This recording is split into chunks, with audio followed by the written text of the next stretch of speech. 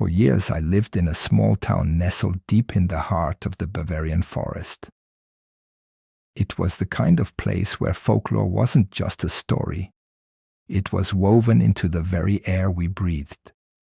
Strange things always seemed to happen, but nothing ever prepared me for the day the spiders started to speak. It began subtly. I'd moved into an old, neglected house on the edge of the woods, thinking it would be the perfect place for a fresh start. The rent was cheap, and the atmosphere, quaint at first, seemed to fit the Gothic charm I always admired. The only downside was the spiders. Every corner, every crack in the wall, had been claimed by these small 8-legged invaders. Their webs, intricate and thick, shimmered like silk when caught in the dim light. I tried to get rid of them at first, but the webs reappeared, almost as fast as I could clear them.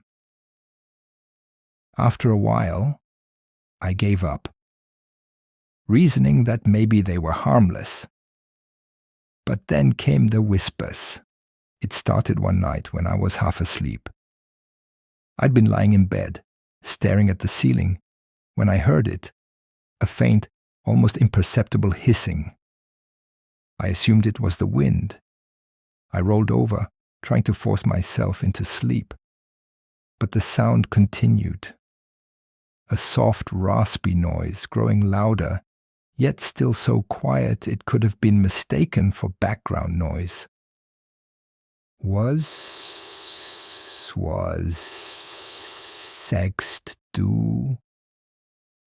I bolted upright in my bed. The whispering was unmistakable now, but it wasn't the wind or the creaking of old wood. The voice was clear and speaking German. The next morning I convinced myself it had been a dream. I mean, how could spiders possibly speak? But when I looked closer at the webs near my window, something sent a shiver through me. The patterns, though random at a glance, seemed too deliberate. I leaned in. Among the strands of silk, the threads seemed to form letters, jagged, spindly letters. In perfect German, it read, Wir beobachten dich. We are watching you. I stepped back in shock, my stomach twisting. Maybe I was still half asleep, imagining things. But every time I looked away and looked back again, the words stayed there, woven in silk. That night, the whispers returned. Kannst du uns hören? They whispered. Can you hear us? I stayed perfectly still, trying to convince myself I was just losing it.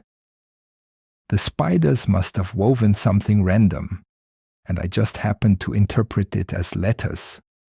But then I heard the clicking, a rhythmic mechanical sound, like tiny footsteps creeping closer. I turned on my bedside lamp, and my eyes fell on the largest spider I had ever seen, crawling across the ceiling. It stopped directly above me, its legs twitching as if it was contemplating my presence. The whispers intensified, all around me now, in a chaotic jumble of voices, hissing, overlapping. Die Netze sind überall, they chanted. The webs are everywhere. My heart pounded in my chest. I stumbled out of bed, grabbing a broom, and furiously swept at the ceiling. The spiders scurried away, but the whispers did not stop. The next morning, the webs covered more of the house. Every time I walked through a doorway or brushed past a window, the sticky strands clung to me, as if trying to pull me into their labyrinth. I started hearing the whispers during the day, faint but persistent. No matter where I was in the house, I felt them watching, observing and speaking, always in German, always in that same raspy tone. Soon, the webs began to form new phrases. Komm näher, come closer. And then, wir wissen, was du getan hast. We know what you did. I hadn't done anything, right? Panicked, I called an exterminator. He came out the next day, skeptical but willing to help. As he inspected the house, I watched him closely, trying to see if he noticed the web's sinister messages. He didn't seem to react, only muttering about how old houses like mine were prime real estate for spiders. But as he bent down to spray the baseboards, something strange happened. The whispering stopped. For the first time in days, the house was quiet. But then the exterminator froze. His eyes widened, his body rigid. Before I could ask what was wrong, he collapsed, convulsing on the floor. I rushed to him, trying to help, but it was too late. His eyes rolled back, and from his mouth came a stream of spiders, pouring out like a black river, scurrying in every direction. I screamed and ran from the house, but the whispering followed.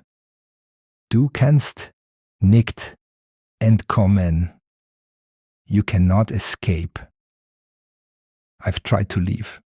I've tried to burn the webs, to escape the madness, but no matter where I go, they find me. The spiders crawl into my ears at night, their voices filling my dreams with twisted phrases, pulling me deeper into their web of insanity. I can't tell what's real anymore. If you're reading this, beware of the spiders. If you hear them whisper, if they begin to speak to you, especially in a language you don't understand, get out while you still can, because they've started saying something new now. We're coming. We are coming.